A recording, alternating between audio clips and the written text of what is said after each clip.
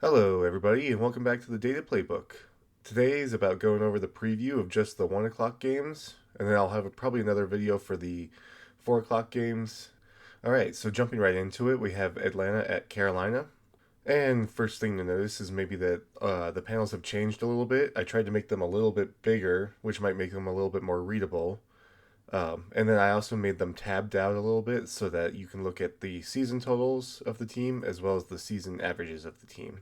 So I can flip back and forth and see that I think the averages might be a little better in the end. I might add another tab too that does the standard deviation. But if we do look at this, we do have a pretty good rushing game from Atlanta, it looks like. Moneyline odds are that the Falcons win this game with an expectation of about 45 points, and for Atlanta to win by 5 points. So just looking through some more of the numbers, you do have a better passing rank here from Carolina, averaging 241 yards per game. Of course, over here you do have the rushing game of Atlanta at 143.5 yards average per game. 287 total yards so far this year out of 2 games. On the defensive side, you have 7 average QB hits per game, an averaged 1 interception per game, average 3.5 sacks per game. And then over here we have 2.5 average QB hits per game, only half a sack per game. They do get 1 interception on average per game so far. If Atlanta's really hitting Bryce Young, maybe they can't throw as well here, and they have to rely on the rushing game that doesn't seem to be as strong. So I don't know. Make up your own decision. But that's just kind of the obvious things that stick out right here. I can look a little bit more now in depth with some of the player information. And just quickly looking at the player panels. I changed this up a little bit so that you also have the season average for these guys, as well as you can still go through the weeks individually and see what they did. And then I added back this share of information. Some of it has to change, and I want to have a drop down that can change it for you rather than through the code at the moment, but that'll be something I work on shortly here.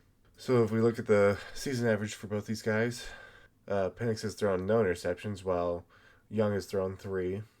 Also lost a fumble. They've averaged the same carries, but Bryce Young has more rushing yards. They average the same carries, but Bryce Young averages more rushing yards. In terms of their passing game, once again, we saw the 241 average, the 216 here average. We did see that the passing yards were really high week 1, though, for Penix over week 2. And over here, kind of the opposite. Really, really large week 2, shorter week 1. So the average doesn't carry a whole lot of weight at this moment after 2 games. But there's that if anybody needs that. And just a quick look at the running backs. So looking at averages, you have Bijan with 83.5. A lot of that came from last week because the week before was a little weaker. But that, I believe he had a lot more receiving yards. Yep, the first week. So he kind of made up for it there, and that's why he has 62.5 average receiving yards versus Chuba, who has 35.5 average receiving yards and 47.5 average rushing yards.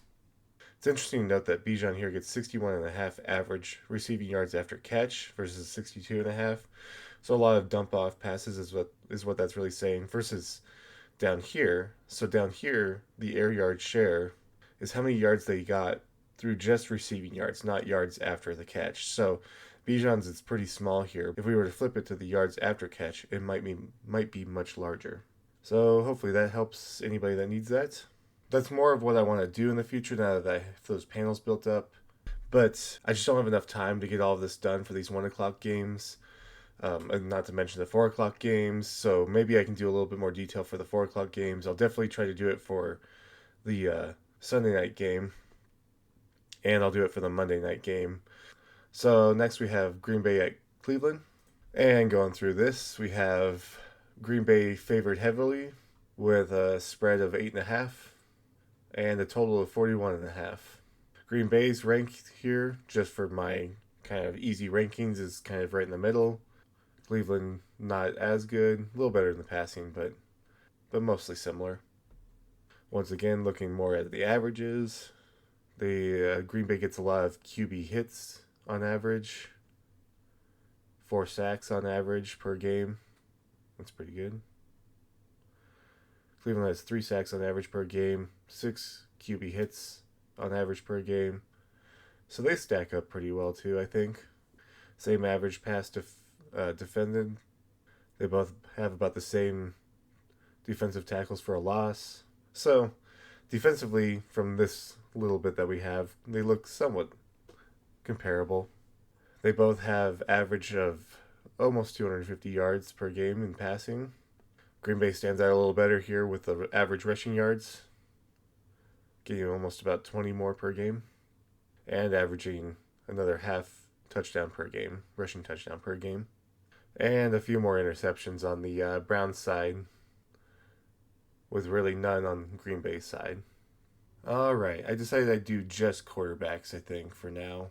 So if you need anything from these two, you have Jordan Love on Green Bay, you have Joe Flacco for Cleveland. Of course, they have their passing yards per game average, which should match the teams pretty closely. Looks like this passing air yards might be wrong, since it seems like yards after catch and passing air yards should add up to passing yards. So I'll look into that. We do have a better passing EPA here from Love. Averages another passing touchdown per game at 2. And moving on to Houston at Jacksonville. For Houston at Jacksonville, you have a much closer money line and a much closer spread with only a 1.5, with 43.5 points as your total point line. Once again, looking at the averages, 6 QB hits, 7 QB hits, a lot more interceptions here with Jacksonville on average per game, 2.5. On average, 10 passes defended, 10 passes defended per game at the line, I believe, still again, where it's only 2 over here, 3.5 sacks per game versus only 2 over here. And looking more back at the offense, 197.5 passing yards per game on average versus 236 over here on average. Houston with almost 100 average rushing yards per game, but Jacksonville with 169.5 average rushing per game.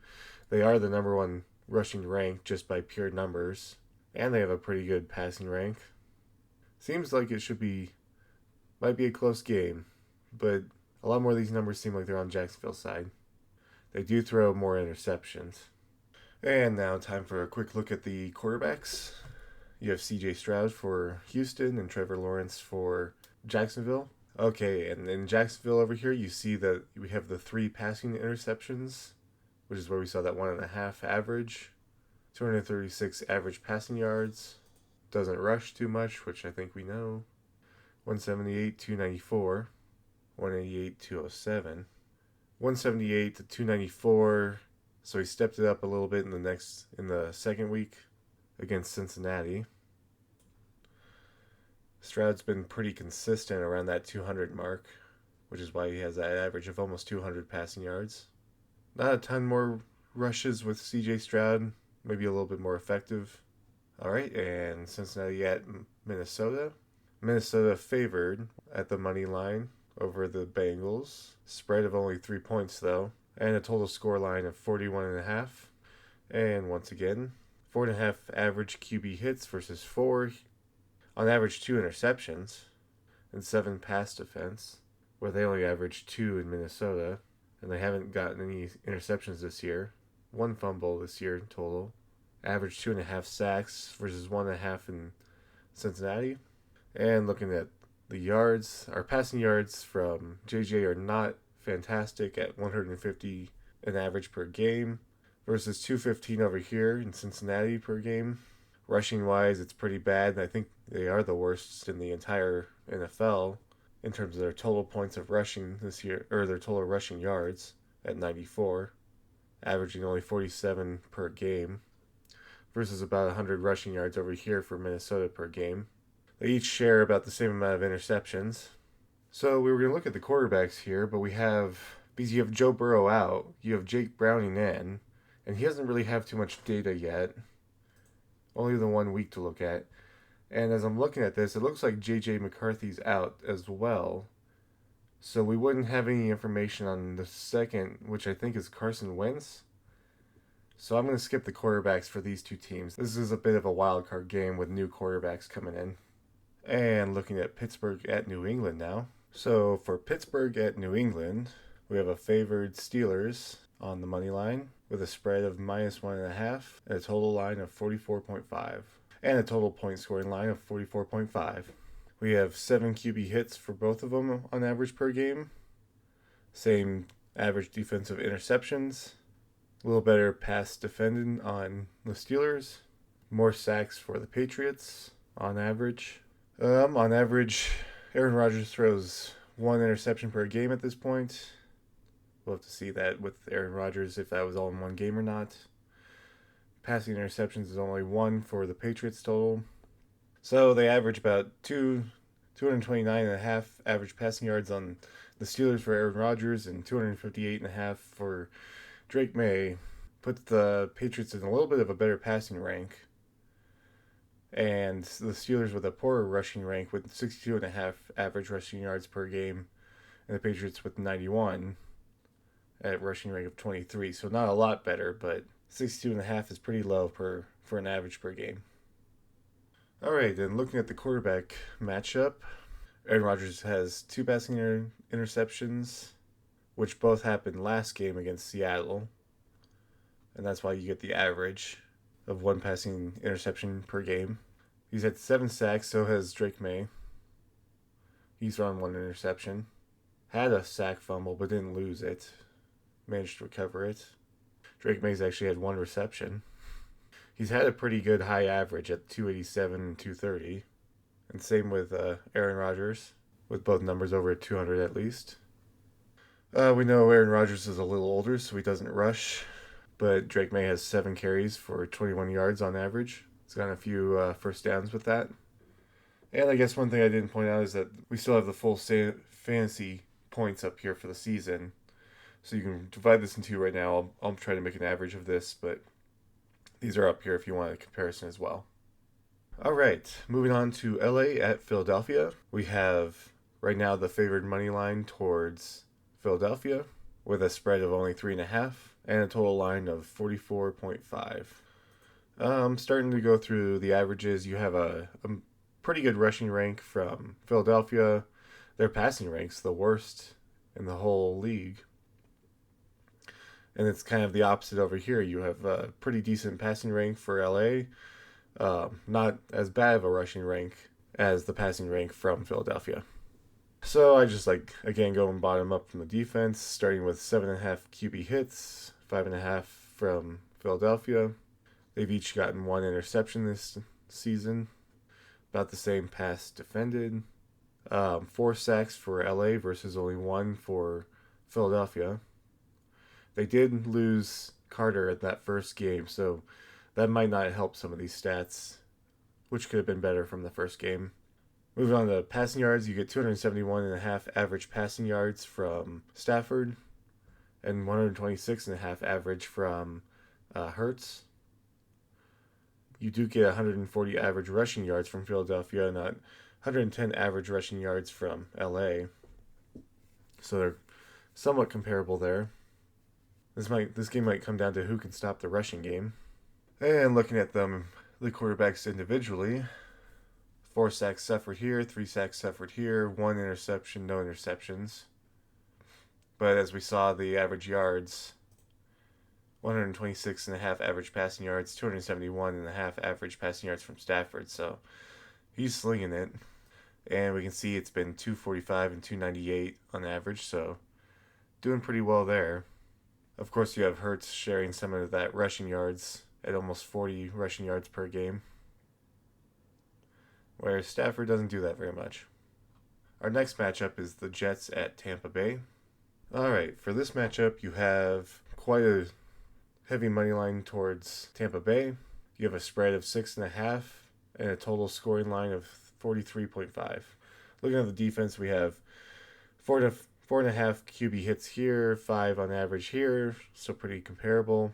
Same with the pass defended, 2 and 2.5 average defensive sacks each game, so they're fairly comparable there even. So if we look, they both have a decent rushing rank and a pretty bad passing rank. So with 150.5 yards there, 191 average yards for Tampa Bay, 141 average rushing yards for the Jets, 135 average rushing yards for Tampa Bay. I think they have a few different weapons for each of these, so that's why rushing does favor these ones. Once again, this kind of comes down to who can really shut down the rushing game. They're thinking Tampa Bay. Maybe the defense makes more sense since I don't have that information still yet. So, looking at the quarterbacks, we have Tyrod Taylor because Justin Fields is out, and then you have Baker Mayfield. Since Tyrod Taylor's only had the one game, only partially one game, um, it's hard to use much of these stats to mean much. The averages don't mean anything. So this is just what happened last game for him, if you're curious about anything there. Mayfield, on the other hand, we knew his averages at 191 passing yards, 5 sacks suffered. Doesn't seem like they have the best pass blocking with that number. 2 more games at the 1 o'clock time with Indianapolis at Tennessee as our next matchup. Alright, for this matchup, you have the Colts pretty heavily favored on the money line with a spread of minus 5.5 and a total scoring line of 43.5. Here you have the Colts looking like a really good top tier team with two as their passing rank, 3 as their rushing rank. Tennessee a little bit worse with 31 as their passing rank and 24, more of the bottom level versus the top level. But those are just pure numbers based on just 2 weeks. Alright, so looking defensively, Tennessee does get more defensive QB hits on average. They both have the same average interceptions, same pass defended average same sacks, which is not that much. That's probably a little lower than average in the league. Looking at the passing yards, 294 with the Colts, 143.5 on average with Tennessee, and only on average 90 rushing yards from Tennessee with 161.5 average rushing yards from the Colts. Neither of them had passing interceptions yet.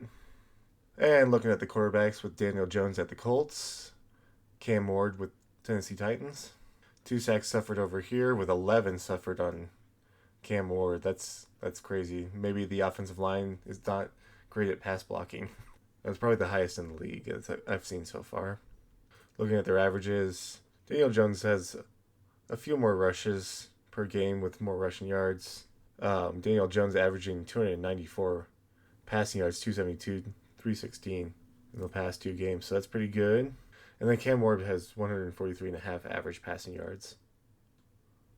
And on to our final matchup for the 1 o'clock games. You have Las Vegas at Washington.